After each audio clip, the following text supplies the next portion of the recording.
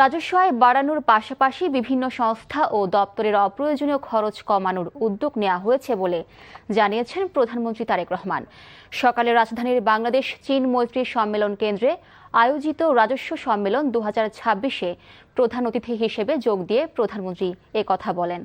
জানান, অন্তর্বর্তী সরকারের সময় রাজস্ব কর্মকর্তাদের দণ্ডের বিষয়টি বিবেচনা করা হবে। অর্থ মন্ত্রণালয়ের অভ্যন্তরীণ সম্পদ বিভাগ ও জাতীয় রাজস্ব বোর্ড এনবিআর যৌথভাবে এ সম্মেলনের আয়োজন করেছে। এতে এনবিআর এর ঊর্ধ্বতন কর্মকর্তা ও সংশ্লিষ্ট কর্মকর্তারা অংশ নিয়েছেন। রাজস্ব আহরণ বাড়ানো, কর ব্যবস্থাপনা আরও কার্যকর করা এবং দেশের অর্থনীতির প্রয়োজনীয় রাজস্ব সংস্থান সহ সংশ্লিষ্ট বিভিন্ন বিষয়ে সম্মেলনে আলোচনা হয়েছে।